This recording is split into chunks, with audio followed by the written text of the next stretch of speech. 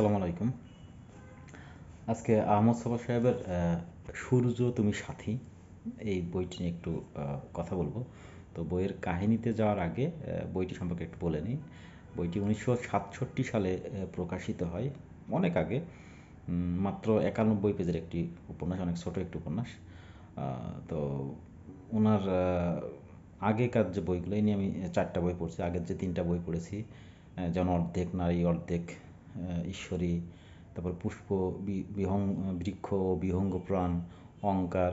মানে এই বইগুলোতে দেখা গেছে যে লেখক নিজেই হচ্ছে কাহিনীটাকে এগিয়ে নিয়ে যান। কোনো কোনো ক্ষেত্রে মনে হয় যেটা নিজের কাহিনী বা নিজের দেখা কাহিনীগুলোকে বলতেছে, এবং অধিকাংশ না ঢাকা ইউনিভার্সিটি বা উনি যে আন্তর্জাতিক হলে থাকতেন সেই সেই কেন্দ্রিক, নীলক্ষেত কেন্দ্রিক, শাহবাগ কেন্দ্রিক। বাট এই বইটা একটু ভিন্ন। বইয়ের নামটাও শুনে কেমন যাত্রাপালা নামের মতো মনে হচ্ছে, যে সূর্য তুমি সাথী। তো এই বইটা একটু মানে বরগুইনি নামে একটা গ্রামকে কেন্দ্র করে, আমার ধারণা এটা হচ্ছে চট্টগ্রামের কোনো এলাকার একটি গ্রাম হতে পারে। তো আঞ্চলিক ভাষায় অনেক জায়গায় লেখা, এবং সেগুলো আবার আধুনিক মানে চলিত ভাষায় ব্র্যাকেটে এটা লেখা, যাতে আমরা বুঝতে পারি সেভাবে। তো এটার কাহিনীটা যেটা যে হাসিম নামে একজনের গল্পে বা তার বর্ণনায় উনি গল্পটাকে এগিয়ে নিয়ে যাচ্ছেন। তো গল্পের শুরুটা খুবই হৃদয় বিদারক। যিনি হাসিম, ওনার বাবা ছিল হিন্দু। তো উনি একজনকে পছন্দ করতেন, কিন্তু তারা আবার মুসলমান। তো তখন হচ্ছে সেই মেয়ের বাবা বলে যে তুমি যদি মানে মুসলমান হতে পারো, তাহলে আমার মেয়ের সাথে তোমাকে বিবাহ দিব। এবং শুধু তাই না, ওনাদের সম্ভবত ওই জুয়েলারির বিজনেস ছিল। বলেছিল যে তুমি দোকান থেকে অনেকগুলো জুয়েলারি আনতে হবে। তো বাবা মেয়েটাকে এতটাই পছন্দ করতো, ওই হাসিমের বাবা, যে সে মুসলমান হয়ে যায় এবং তাদের জুয়েলারির দোকান থেকে অনেক জুয়েলারি মানে স্বর্ণ নিয়ে গিয়ে ওনার সেই লোকটাকে দেয়।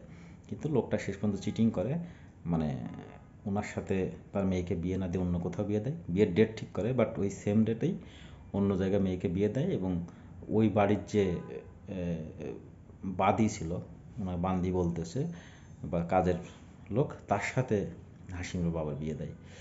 তো সেই থেকে আসলে হাসিমকে সবাই ওই মানে বান্দির ছেলে বা এইভাবেই গালি দিয়ে কথা বলে আর কীভাবে বলে। তো শুরুটা ওনাদের পূর্বপুরুষ ওখানে।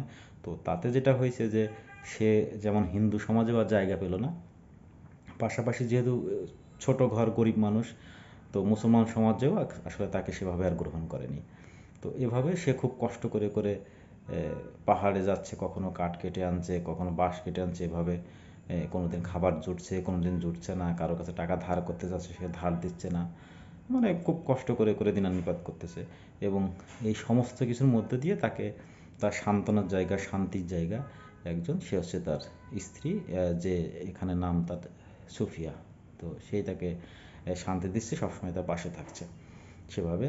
তো সেখানেও করুণ কাহিনী। একটা পর্যায়ে গিয়ে সুফিয়ার পেটে বাচ্চা আসে, বাচ্চা হয়, এবং প্রথম বাচ্চাটা ডেলিভারি হতে গিয়ে একটা ছেলে হয়। তখন হচ্ছে সুফিয়া মারা যায় জন্ম দিয়েই। তো সেই বাচ্চাটাকে নিয়ে কি করবে, এর মধ্যে গ্রামে তার অন্যান্য উপন্যাসেও যেমন দেখছি, এখানেও দেখছি যে বাম রাজনীতির একটা প্রভাব থাকে। তো এখানেও সেটা তার ব্যতিক্রম না। তো গ্রামের এই যে যেহেতু এখানে ভিলেজ পলিটিক্সের একটা বিশাল ব্যাপার আছে। তো মাতব্বর, এলাকা চেয়ারম্যান, এরা খুব ঝামেলা করে। এদের গ্রামে সিগারেটের কোম্পানি করার জন্য বাড়ি থেকে লোক আসে। তো তাদেরকে যাতে এইগুলো না করতে পারে, কারণ এদের আবাদি জমি নাই, এই অল্প কিছু জমি ছাড়া। তো সেগুলো যাতে না নিতে পারে, সেজন্য বাইরে থেকে লোক আসে, এনজিওর লোক, বা তাদেরকে বলা হয় কৃষক লীগ করার জন্য তারা আসে। এই বাম দলের একটা ছোঁয়া আসে। এর আগে উলা ওঠে, তখন মৃতদের দাফন করার জন্য কেউ গ্রাম থেকে এগিয়ে আসে না, তখন সেই এনজিওর লোকজন আসে। তো এদেরকে দেখে আবার হাসিম উৎসাহিত হয় এবং বলে যে তাদের সাথে সে কাজ করবে। তো তাদের সাথে যখন কাজ করতে যায়, গিয়ে দেখে যায় এনজিওর লোকজন তাদের হাসিমকে খুব সম্মান দিচ্ছে। তো সে যেহেতু আগেই বললাম যে হিন্দু সমাজেও জায়গা পায়নি, মুসলমান সমাজেও জায়গা পাচ্ছে না, খুব গরিব ঘরের সন্তান। তো তাকে কেউ একটু ভাই বলে কথা বলছে, সম্বোধন করতেছে, এটাই তার কাছে বিশাল একটা পাওয়া।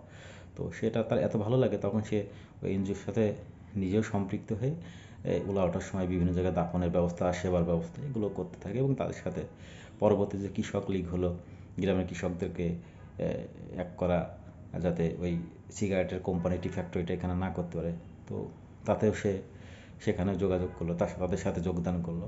তো একটা পর্যায়ে এসে আসলে গ্রামে মারামারি হয়, আমাদের এলাকায় যেমন কাজী বলে, তো সেখানেও অনেক ইয়াং পোলাপান মারা যায়।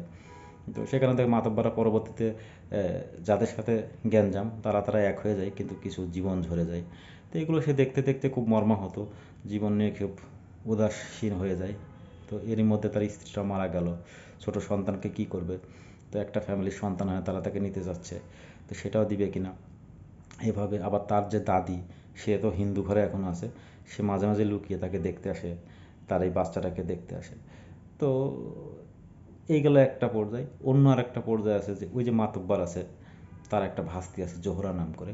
তো এই মাতব্বরের কাজ হচ্ছে ভাস্তিকে বিভিন্ন জায়গায় বিয়ে দেয়, 2 দিন পরে তালাক দেওয়ায় এবং ভরণ পোষণের টাকা বাবদ সেখান থেকে 1 কানি বা 2 কানি জমি নেয় বা টাকা পয়সা নেয়। এরকম করে এই করে করে জোহরার অলরেডি 3টা বিয়ে দেওয়া হয়ে গেছে এবং জোহরা সংসার করতে চাইলে তাকে করতে দেয় না, তাকে তালাক দিয়ে দেয়। তো এই যে বললাম যে মাঝখানে একটা গ্যাঞ্জাম হলো গ্রামে, কিছু লোক মারা গেল, মার্ডার হলো। তো তখন হচ্ছে দারোগা আসলো। তো দারোগা আসার পরে এখন দারোগাকে শুধু টাকা বা ঘুষ দিয়েই তো এটা থেকে বাঁচা যাবে না। তখন চেয়ারম্যান তাকে একটা পরামর্শ দিল যে মেয়েদের প্রতি তার একটা আসক্তি আছে, একটা মেয়ের ব্যবস্থা করতে। তো শহর হলে মনে হয় একটা বেশ্যা বা এ ধরনের মেয়ে ম্যানেজ করা যেতে পারে, গ্রামে কোথায় পাবে? তখন এই মাতব্বরটা করলো কি, নিজের আপন ভাস্তি জোহরা, তাকে সে ওই দারোগার রুমে জোর করে পাঠিয়ে দিল। তো পরবর্তীতে এসে শেষ পর্যায়ে এসে কী হলো যে এই জোহরার পেটে ওই যার সন্তানটা, দারোগা সন্তানটা আসলো এবং সন্তানটা নষ্ট করার জন্য মাতব্বররা খুব চেষ্টা করলো, কিন্তু কোনো মতেই হলো না। তাহলে কি হলো যে এই পক্ষে হাসিম এখন একা পড়ে গেল। হাসিম তার স্ত্রী মারা গেছে, ছোট একটা বাচ্চা, তাকে নিয়ে কী করবে? এই কুলে তার কেউ নাই। ওইদিকে জোহরা, তারও চাচা তার সাথে এরকম করলো, আপন চাচা। তো গ্রামে সেও মুখ দেখাতে পারছে না, সে মারা যাওয়ার জন্য একদিন রাতের বেলা দৌড়ায় চলে যাচ্ছে। তো এদিকে হাসিমও খুব কষ্টের মধ্যে আছে, সে কী করবে ভেবে পাচ্ছে না, সেও জীবনের কোনো অর্থ খুঁজে পাচ্ছে না। এনজিও যারা এই যে এখানে ফ্যাক্টরি করতে দেবে না, যারা দাঁড়াইছিল, এই চেয়ারম্যানরা মাতব্বররা মিলে তাদেরকে পুলিশে ধরাই দিচ্ছে, তাদেরকে ধরে নিয়ে গেছে। এর পৃথিবীতে কেউ নাই, ও মারা যাওয়ার জন্য, আত্মহত্যা করার জন্য জোহরা চলে যাচ্ছে। তো দুইজনের রাস্তার মাঝখানে দেখা হয়। তো দেখা হওয়ার পরে তখন দুইজনের কথা বলে। তখন বলে যে জোহরা, তোকে আমি বিয়ে করব, আমি শহরে যাব, কাজ নেব, তুই আমার সাথে চল। তো জোহরা রাজি হয় না, পরে এক পর্যায়ে যে ও রাজি হয় যে তুই তো নিজের ইচ্ছে একটা বিয়েও করিস নাই, এবার তুই নিজের ইচ্ছে একটা বিয়ে কর, আমি শহরে কাজ করবো, তুই আমার ভাত রান্না বাড়া করে দিবি। এই তো ঠিক আছে। 2 দিন পরে একটা প্ল্যান করে, 2 দিন পরে মোল্লা ভোরের আজান দেওয়ার আগেই অমুক জায়গায় থাকবে। তো ঠিক আছে, সেভাবে কথা হয় এবং তারা এক জায়গায় মিলিত হয়। মিলিত হয়ে দুজন যখন চলে যাচ্ছে, তখন খুব মানে স্মৃতিকাতর হয়ে যায় হাসিম, যে তার সে চেনা পরিচিত জায়গা, মাঠ, ক্ষেত, গ্রাম, যেখানে তার স্ত্রী সুফিয়া শুয়ে আছে, তার বাপ দাদারা শুয়ে আছে, সব কিছু ছেড়ে সেই গ্রামকে ছেড়ে সে চলে যাচ্ছে। তো এক পর্যায়ে একটা তারা রেল স্টেশনে যায় এবং সেখানে 2টা টিকিট কেটে পাশাপাশি বসে কিছুক্ষণ পরে ট্রেনটা ছেড়ে দেয়। তো ছেড়ে দেওয়ার পরে সূর্যটা পশ্চিম দিকে লাফাতে থাকে ট্রেনের সাথে সাথে। তো এই হচ্ছে সূর্য, তুমি সাথী। তো এক পর্যায়ে দুজনের হাত ধরে এবং নতুন জীবনের দিকে দুজন চলে যায়। তো এইভাবেই এই গল্পটা শেষ হয়। তো ওনার আগের যে লেখাগুলো, এটা অনেক পার্থক্য এবং মানে বইগুলোর সাথে কোনো মিল নাই। চমৎকার একটি বই, যদি আমি সবসময় এটাই বলি, আসলে আমি পড়তে ভালোবাসি, বইগুলো আমার কাছে ভালো লাগে। তো এটা ওনার আগের লেখা থেকে এই লেখাটা আমার কাছে ইউনিক লাগছে, অনেক ভালো লাগছে। ছোট একটি উপন্যাস, আমার মনে হয় ভালো লাগবে পড়লে। আল্লাহ হাফেজ।